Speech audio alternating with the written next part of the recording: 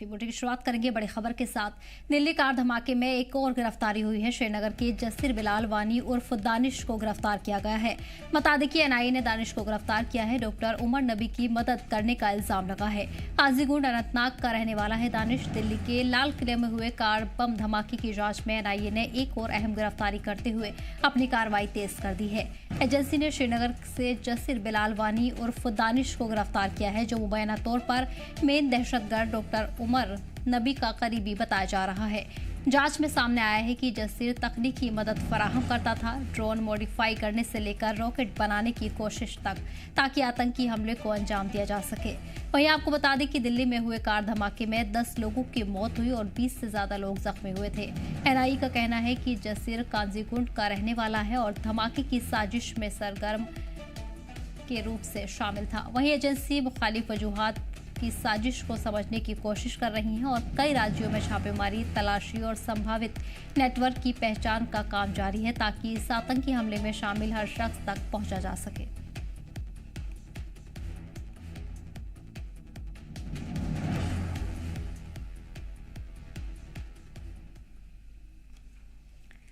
वहीं दिल्ली में हुए ब्लास्ट को लेकर जम्मू कश्मीर स्टूडेंट एसोसिएशन ने प्रेस कॉन्फ्रेंस की है। इस दौरान तलबा ने कहा कि हम पीएम मोदी से दरख्वास्त करते हैं कि पीएम मोदी से लेकर बयान दें और इस पर तवज्जो दें, क्योंकि इस धमाके के बाद जहां भी कश्मीरी मौजूद है उनको निशाना बनाया जा रहा है और परेशान किया जा रहा है। इसके साथ ही हम होम मिनिस्टर अमित शाह से भी अपील करते हैं कि मुजरिमों को ऐसी सजा दी जाए कि आने वाली नस्ल भी याद करे, लेकिन इसकी आड़ में बेगुनाह लोगों को परेशान किया जा रहा है, जो गलत है। हम इसमें जो है देश के गृह मंत्री से, देश के प्रधानमंत्री से रिक्वेस्ट करते हैं कि आप इस पूरे मामले में जो है इंटरवन करें, आप इस पूरे मामले में जो है कार्रवाई करें, ताकि जो लोग जो हैं इसमें मुलव्वस हैं हम सरकार से जो है उनके साथ ताउन करने के लिए बिल्कुल जो है पेश है।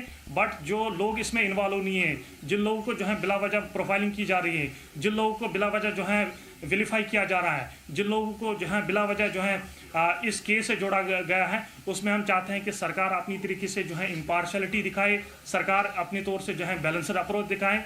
और हमने ये नहीं कहा, हमने किसी इंस्टीट्यूशन पे उंगली नहीं उठाई है। हम चाहते हैं कि सरकार के पास जो सारे इंस्टीट्यूशंस हैं, चाहे वो एमएचए लेवल पे हो, चाहे पुलिस हो, चाहे आईबी हो, चाहे सीआईडी हो, चाहे एनआईए हो, चाहे एसआई हो, सारी इंस्टीट्यूशंस सरकार के पास हैं। हम चाहते हैं सरकार सारे इंस्टीट्यूशंस का यूज़ करे और उन लोगों के खिलाफ जो इस लोग में जो है मुलव्वस है उनके खिलाफ कठोर कार्रवाई हो। लेकिन इस मामले को लेकर जिस तरीके से कश्मीरी स्टूडेंट जो फेयर में है, जिसको हिरास किया जा रहा है, जिसको जो है तंग तलब किया जा रहा है, जिसको जो है इस इंसिडेंट से जो है बिला वजह जोड़ा जाए है, ये इसमें हम सरकार से जो है इंटरवेंशन चाहते हैं। और प्रधानमंत्री, क्योंकि वो देश के प्रधानमंत्री हैं, वो किसी दल के प्रधानमंत्री नहीं है, किसी व्यक्ति के प्रधानमंत्री ही नहीं है। हम चाहते हैं कि देश के प्रधानमंत्री, उनको अक्रॉस पार्टी लाइंस एक सपोर्ट है, एक मास अपील है।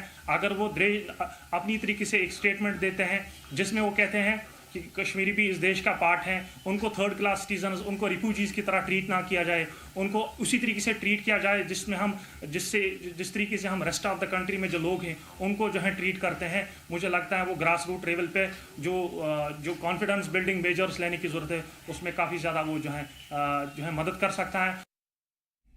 सऊदी अरब के मुफरिहात इलाके में हुए दर्दनाक हादसे में कम से कम 42 उम्रा ज़ायरीन जो तेलंगाना से थे अपनी जान से हाथ धो बैठे, जबकि कई दीगर जख्मी हुए हैं। इस हादसे में पूरे बरादरी को गमगीन कर दिया और हर दिल में शोक की लहर दौड़ गई है। इस मुबारक सफ़र पर गए इतनी सारी कीमती जानों का यूँ अचानक ख़त्म हो जाना नाकाबिले बर्दाश्त हादसा है।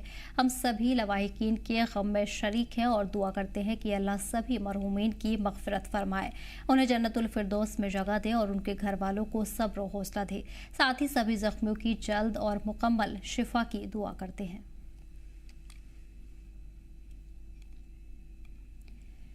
एमपी आगा सैयद रहुल्ला मेहंदी ने आज उजाला हॉस्पिटल का दौरा किया, जहां उन्होंने नौगाम पुलिस स्टेशन में हुए धमाके के जख्मी लोगों की हालत का जायजा लिया।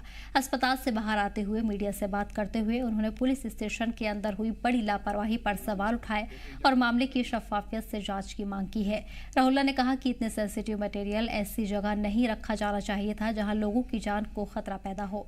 उन्होंने कहा जिम्मेदारी तय होनी चाहिए, अगर ये एक्सीडेंटल ब्लास्ट था तो इसे साबित किया जाए, यही मुतासरीन के लिए सबसे बड़ा इंसाफ होगा।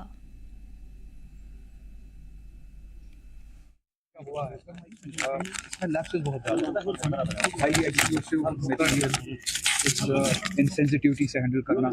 फिर एक जगह पे अगर ये जो हमें बताया जा रहा है कि वहाँ पे एक्सप्लोसिव मटेरियल था जो जिसमें एक्सप्लोजन हुआ, अगर वो बात सही है तो इतने हसास मटेरियल को इस इनसेंसिटिविटी से अनप्रोफेशनली हैंडल करना और आबादी के बीच में लाना और 200 kg से भी ज़्यादा जो हमें बताया जा रहा है वहाँ पे मटेरियल था, एक्सप्लोसिव मटेरियल था, वो आबादी के बीचों बीच लाया जाए और अनप्रोफेशनली उसको हैंडल किया जाए, कोई प्रोफेशनल टीम ना हो, सेंसिटिविटीज़ का ख्याल ना रखा जाए और उसके नतीजे में इस तरह का वाक़या पेश आया।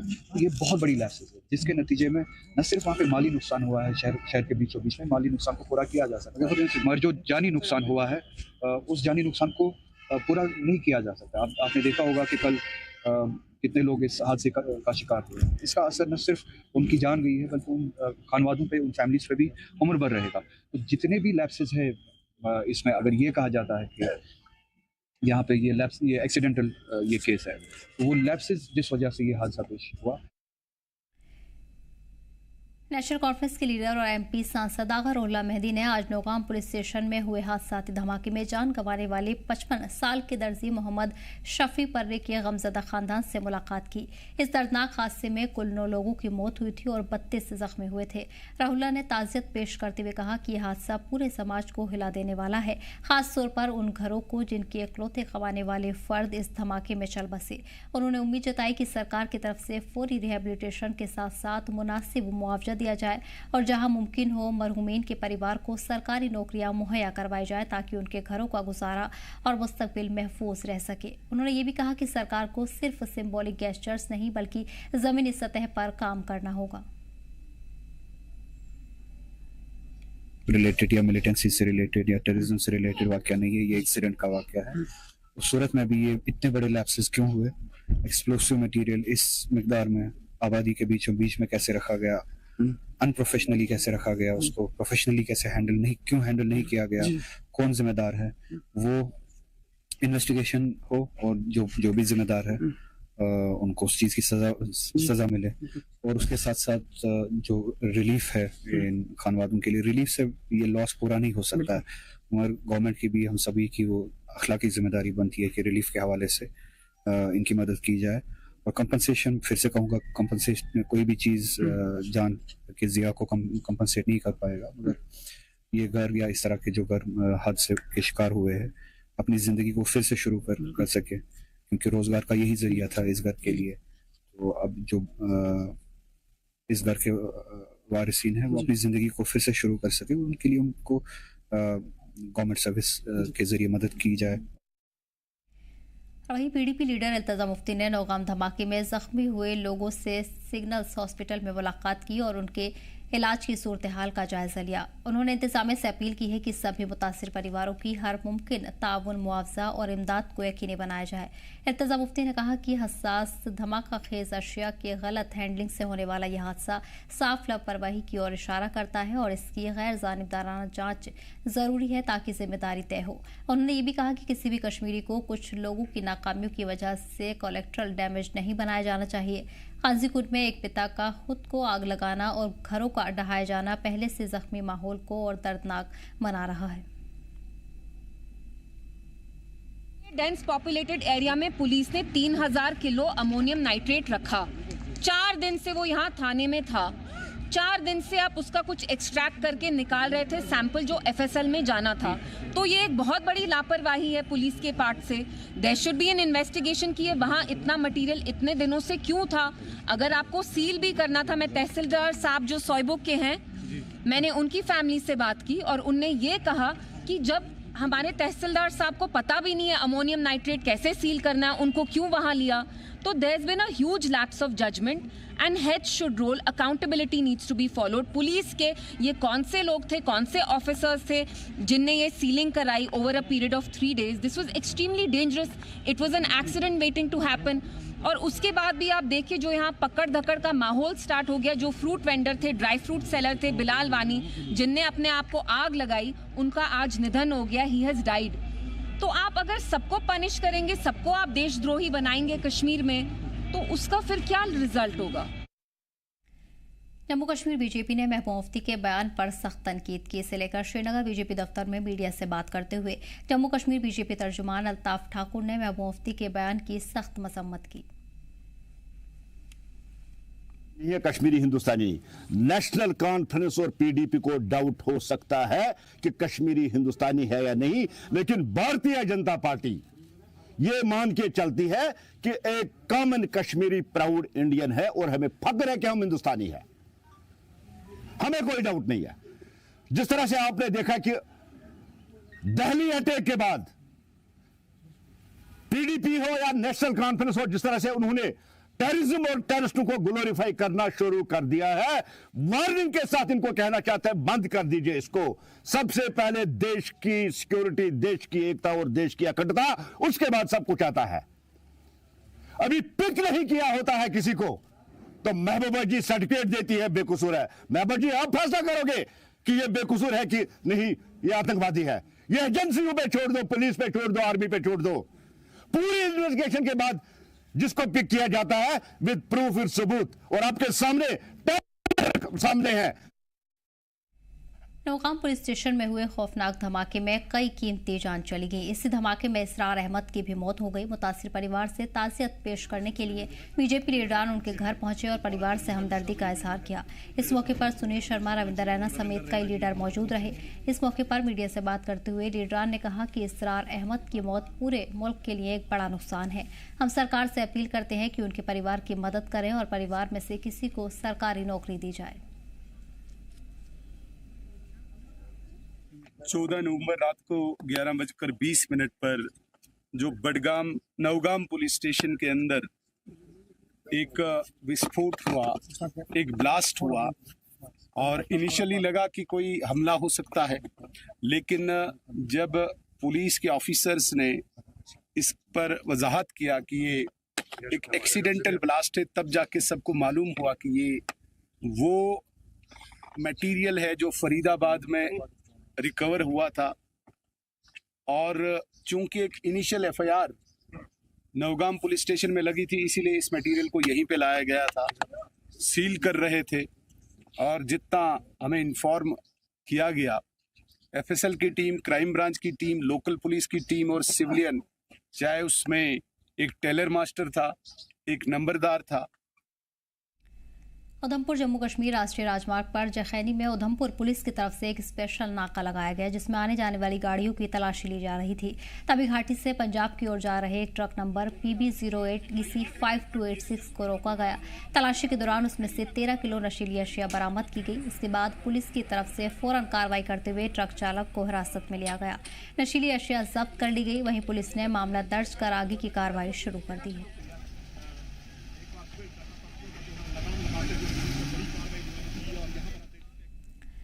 लद्दाख में सब कमेटी की बैठक के दौरान लेह और कारगिल दोनों जिलों की लीडरशिप के बीच तफसीली मशविरा हुआ और आपसी रजामंदी के बाद एक जॉइंट दस्तावेज तैयार किया गया, जिससे आने वाले कुछ दिनों में वजारत दाखिला को भेजा जाएगा। दोनों फरीक की जॉइंट मीटिंग के बाद तैयार किया गया ये ड्राफ्ट इलाके से जुड़े मसलों और मांगों को एक साथ पेश करता है।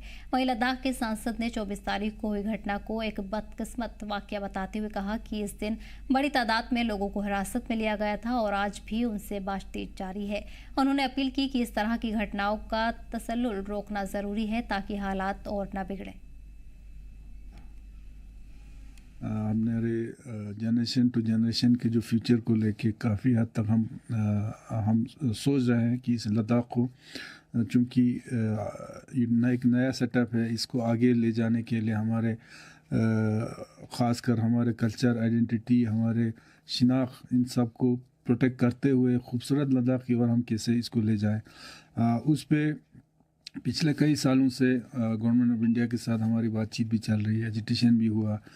ख़ासकर जो एक अनफॉर्चुनेट एक वाक़या लेह में गुजरी, जिसमें हमारे लद्दाख के जो 4 नौजवानों की जान चली गई, उसके बाद आपका बात सही है, जब मीटिंग शुरू हुई, सब कमेटी की मीटिंग शुरू हुई, तो मैंने एक ये महसूस किया कि कहीं ना कहीं आप गवर्नमेंट ऑफ इंडिया भी, मुझे लगता है कि मुझे और उम्मीद भी है कि कहीं ना कहीं लद्दाख के इन इश्यूज़ के ऊपर कोई सीरियसनेस दिखा रहे हैं, क्योंकि पहली बार जो है खुल के हमारे जो मेन मुद्दे हैं हमारे स्टेटहुड 6 शेड्यूल के ऊपर बातचीत शुरू हुआ है।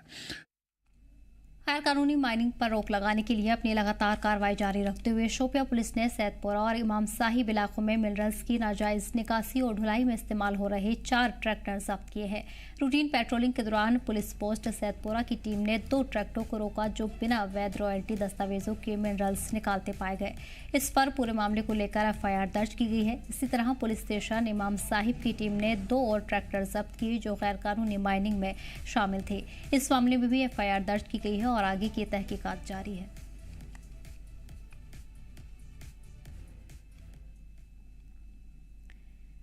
और वहीं कश्मीर का हेल्थ केयर सेक्टर इस वक्त एक बड़े टेक्नोलॉजिकल इनकलाब से गुजर रहा है, जहां AI की बुनियाद रोबोटिक सिस्टम मरीजों की देखभाल, सर्जिकल एक्यूरेसी और इलाज के नतीजों को एक नई दिशा दे रहे हैं।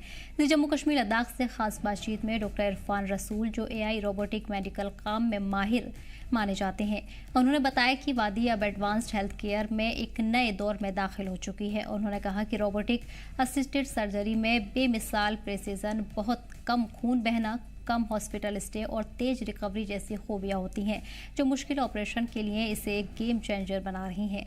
वहीं डॉक्टर रसूल ने यह भी कहा कि रियल टाइम AI एनालिटिक्स को रोबोटिक आर्म्स के साथ जोड़ने से ऑपरेशन थिएटर में फैसले लेने की सलाहियत कई गुना बेहतर हो जाती है, जिससे प्रोसीजरल रिस्क में खास कमी आती है।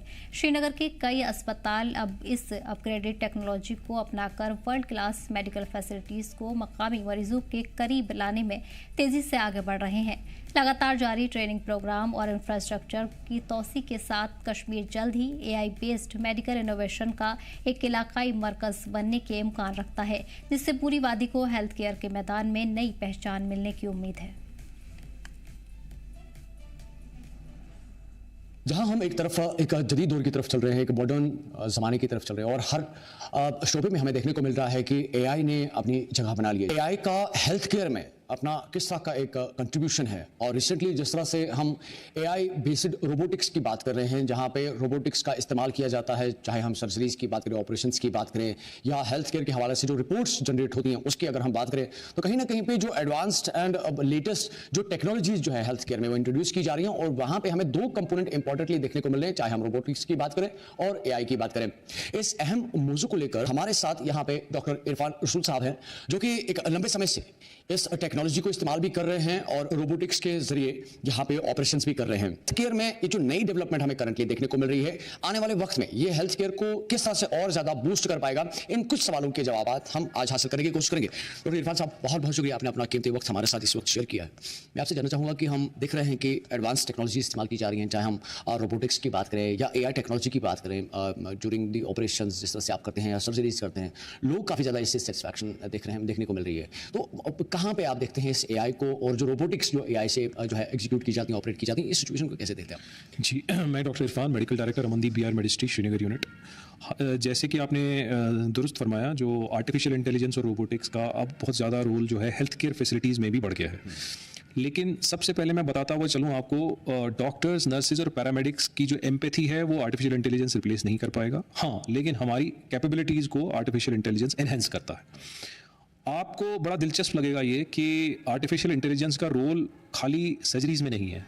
हम लोग आर्टिफिशियल इंटेलिजेंस का यूज़ जो है राइट फ्रॉम पेशेंट एडमिशन से लेकर के पेशेंट के डिस्चार्ज तक हम AI का इस्तेमाल करते हैं। वो किस तरह से हमें यूज़ होता है कि जब हमारा एडमिशन प्रोसेस होता है तो एडमिशन प्रोसेस एक स्ट्रीमलाइन करने के लिए स्लॉट सिस्टम्स एंड जो भी चीज़ें जनरेट होती हैं दैट इज़ थ्रू AI। और उसके बाद जब हमारा हॉस्पिटल के अंदर पेशेंट है, अगर वो सर्जिकल पेशेंट है, तो हमारे आपको श्रीनगर सिटी में आपको पता है कि हमारा ग्रुप जो है सबसे पहला ग्रुप यहाँ पर जो है रोबोटिक्स और आर्टिफिशियल इंटेलिजेंस का, जिन्होंने इस्तेमाल करते हुए ऑर्थोपेडिक सर्जरीज यहाँ पर अंजाम दी हैं। तो हम अगर सर्जिकल पेशेंट्स हैं तो उनको हम रोबोटिक सर्जरीज का ऑप्शन देते हैं। यहाँ रोबोटिक सर्जरीज बहुत ही अच्छी तरह से होती हैं। रोबोटिक सर्जरीज के लिए मैं आपको एक चीज़ बहुत इंपॉर्टेंट बताता हुआ चलूँ कि ये प्रिसिशन बेस्ड सर्जरीज होती हैं। प्रिसिशन यानी बिल्कुल एक्यूरेट सर्जरीज होती हैं, इसमें बहुत ज़्यादा गैप आने का बहुत ज़्यादा गुंजाइश होती नहीं है। उसके बाद अगर हमारे जो पेशेंट्स हैं डिस्चार्ज प्रोसेस में चले जाते हैं तो डिस्चार्ज किस तरह से होगा, क्या क्या एरर्स हो सकते हैं, या इवन जो हमारा नर्सिंग पैरामेडिक स्टाफ है उनको अलार्म सिस्टम भी पेशेंट रिलेटेड जो है आर्टिफिशियल इंटेलिजेंस के द्वारा ही मिलता है। तो हम डिस्चार्ज के टाइम पे भी इस प्रोसेस को फॉलो करते हैं और फॉलो अप जब हम कराते हैं मरीज का, वो भी हम आर्टिफिशियल इंटेलिजेंस का यूज़ करते हुए चलते हैं। लेटेस्ट टेक्नोलॉजीज़ को, एआई टेक्नोलॉजी को या एआई से काम करने वाले रोबोटिक्स की अगर हम बात करें तो डेफिनेटली ये एक बहुत बड़ी अचीवमेंट हमारे जम्मू कश्मीर के लिए है और हम कोशिश करेंगे कि इसको लेकर मल्टीपल जो फीचर्स जो है इस हवाले से वो हम आप तक शेयर करने की लगातार कोशिश करते रहेंगे। अब देखते रहिए जीजेके मीरमुर्श Srinagar. Inter division UT level girls hockey tournament आज पुंछ में बड़े ही जोशो खरोशों के साथ मुनाकिद किया गया। इस इवेंट में यूटी की 6 टीमों ने हिस्सा लिया, जो इस लंबे इंतजार के बाद मुनाकिद हुए खेल कंपटीशन में टॉप ऑनर्स के लिए मुकाबला कर रही हैं। ये पुंछ जिले में मुनाकिद पहला डिविजनल हॉकी टूर्नामेंट है। टूर्नामेंट का इफ्तिताह Pallavi Verma district information officer ने किया, जिन्होंने ओपनिंग सेरेमनी में बतौर मेहमान खुसूसी शिरकत की। इफ्तिताही तकरीब में खिलाड़ियों ने मैदान में अपने स्किल और डिटर्मिनेशन का शानदार प्रदर्शन किया। टूर्नामेंट अगले कुछ दिनों तक जारी रहेगा, जिसमें पहले लीग मैच होंगे और उसके बाद नॉकआउट राउंड खेले जाएंगे। Inter division all girls hockey tournament जो है वो स्टार्ट हुआ है। इंटर डिवीजन में यहाँ पे टीम्स आई हुई हैं, कश्मीर डिवीजन की भी और जम्मू डिवीजन की भी 6 टीम्स यहाँ पार्टिसिपेट कर रही हैं। तो मुझे यहाँ पर इवेंट ऑर्गेनाइजर्स ने बुलाया एज चीफ गेस्ट। मेरा ये बहुत बहुत ऑनर है यहाँ पर आना, लोगों से और लड़कियों से इंटरेक्ट करना। This is actually real women empowerment जो हम यहाँ देख रहे हैं। लड़कियों को स्टार्टिंग से ही, छोटी एज से ही ग्रूम करना स्पोर्ट्स के फील्ड में, ताकि उन्हें टीम वर्क, स्पोर्ट्समैनशिप और डिटर्मिनेशन जैसी जो क्वालिटीज हैं उनके अंदर इम्बाइब हो। पर डिवीजन लेवल स्टार्ट किए हो रहे हैं हॉकी के, और मैं गवर्नमेंट ऑफ इंडिया ने जम्मू कश्मीर का थैंक्स करती हूँ जिन्होंने ये टूर्नामेंट ऑर्गेनाइज करवाया, और मैं चाहती हूँ कि वो आगे भी ये पुंछ में टूर्नामेंट ऑर्गेनाइज करवाते रहे। लद्दाख में हेल्थ, फिटनेस और नौजवानों में आउटडोर स्पोर्ट्स कल्चर को बढ़ावा देने के लिए एसडीसी कारगिल ने फिट इंडिया साइकिलिंग इवेंट का इनेकाद किया। इस प्रोग्राम में जिले में मुख्तलिफ स्कूलों के तलबा ने बढ़ चढ़कर हिस्सा लिया। बता दें कि इवेंट फिट इंडिया मूवमेंट के तहत मुनाकिद किया गया, जिसका मकसद नौजवानों के जहन को बॉडी के साथ तरजीह देने और जिंदगी में बिजी शेड्यूल अपनाने के लिए उभारना है। इस साइकिलिंग रैली का इफ्तिताह चीफ गेस्ट मंजू श्री दयानंद कानगुजार डायरेक्टर आरसी चंडीगढ़ ने किया। उन्होंने नौजवानों के जोश की तारीफ की। वहीं इस मौके पर Tahir Hussain, joint director department of youth services and sports Ladakh भी मौजूद रहे।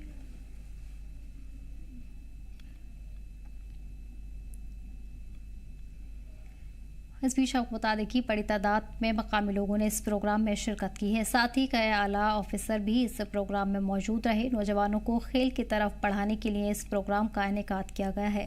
साथ ही इस मौके पर मंजू श्री दयानंद ने शिरकत की। इसके अलावा भी कई अफसरान इस मौके पर मौजूद रहे। और वहीं रामकुंड गनर्स ने मकामी लोगों के लिए एक वेटरनरी कैंप लगाया, जिसका मकसद मुफ्त मेडिकल चेकअप और इलाज मुहैया करवाना है। वहीं मवेशियों की सेहत और देही इलाकों की फलाह बहबूद को बढ़ावा देना था। कैंप में वेटरनरी डॉक्टरों की टीम ने कुल 106 गाय, 38 भैंसें, 17 बकरियां, 27 मुर्गियां और 4 कुत्तों का मुआयना किया। किसानों को दवाइयां और सप्लीमेंट्स की तकसीम के साथ साथ बीमारियों से बचाव और बेहतर पशुपालन के तरीके बताए गए। इस मुहिम के दौरान मकामी लोगों ने बड़ी तादाद में शिरकत की और इसके लिए जिला इंतजामिया का शुक्रिया अदा किया। तो आज मैं बताना चाहता हूँ कि आज यहाँ पर हम आए मेंढर ओपीएल स्टेडियम में। तो इंडियन आर्मी की तरफ से जो यहाँ पर वेटनरी कैंप ऑर्गेनाइज़ किया गया है, तो हम इंडियन आर्मी के बहुत शुक्रगुजार हैं। हर जगह पर इंडियन आर्मी जो है शाना बिशाना हमारे साथ चलती है, स्पोर्ट्स हो या वेटनरी हो या अदरवाइज़ और मेले हो या जैसे एक्स सर्विस मैन मेला हो, तो ये शाना बिशाना हमारे साथ चलते रहते हैं। तो आज बड़ी खुशी की बात है, यहाँ पर जो कैंप लगाया गया वेटनरी का फ्री मेडिकल कैंप, इसमें हमारे दाएं बाएं इर्द गिर्द मनकोट, बालाकोट, हरनी या कालाबन एरिया से जितने भी लोग हैं उन्हें अपने माल मवेशी यहाँ लाए। तो यहाँ फ्री चेकअप किया गया, उनको मेडिसिन, उनको इंजेक्शन वगैरह करवाए, तो और भी मेडिसिन फ्री दे रहे हैं लोगों को। तो बड़ी अच्छी है और बड़ी खुशी की बात है। यहाँ पर ऐसे ही अगर हमारे साथ इंडियन आर्मी आगे भी मतलब फ्री कैंप लगाती रहेगी, तो हमारे मतलब जहाँ भी दाएं बाएं जितने भी लोगों के माल मवेशी हैं, तो उनको मतलब बीमारी से राहत मिलेगी। तो हम बहुत बहुत शुक्रगुजार हैं इंडियन आर्मी का, जो इन्होंने फ्री मेडिकल कैंप लगाया, वेटनरी कैंप यहाँ पे आज ये फौजी कैंप लगा हुआ है, जिसमें माल मवेशी, गाय, भैंसें, भेड़, बकरी, काफ़ी दूर दूर से ये लोग आए हैं। सखी मैदान से, बेरा से, कसाब से, डराना से, बल्कि आड़ी से भी लोग आए हैं अपने भेड़ बकरी और ये भैंसें लेके उनके लिए इलाज मुआवजा के लिए दवाई ले रहे हैं। और जो जहाँ पे जो हमारी फ़ौज ने कोई भी परेशानी हुई हमें, वो हमारी फ़ौज हमारे साथ है और हमें सब किस्म की, हर किस्म की हमें यहाँ दे रहे, दवाई वगैरह जो भी है भैंसों के लिए, पशु के लिए, गाय के लिए, वो दे रहे। आर्मी की तरफ से इधर कैंप, आर्मी ने बहुत बड़ा कैंप लगाया हुआ है, बहुत अच्छा है। इन लोगों ने माल मेशी बहुत लाया हुआ है, तो डॉक्टर साहब चेक कर रहे हैं आर्मी के, और साथ में दवाइयाँ वगैरह भी दे रहे हैं और चेक भी कर रहे हैं अच्छे ढंग से। और इन आर्मी वालों का शुक्र में कैंप लगा रखे हैं और माल मेशी काफ़ी लोग लेके आए हैं और काफ़ी दूर से आ रहे हैं, ताउन कर रहे हैं। बाकी खेल कूद के लिए बहुत हौसला अफजाई कर रहे हैं, लोगों को दवाई मेडिसिन फ्री दे रहे हैं, अच्छी दवाई दे रहे हैं, कास्टली दवाई दे रहे हैं। इससे ऊपर और क्या करते हैं। और इनका हम इतना एहसान मंद हैं कि ये हमारे लिए 24 घंटे ड्यूटी कर रहे हैं बॉर्डर पर हमारे लोगों के लिए, और इनका हम बहुत दिल से शुक्रिया अदा करते हैं। जो है ना इंडियन आर्मी का बड़ा अच्छा कदम है।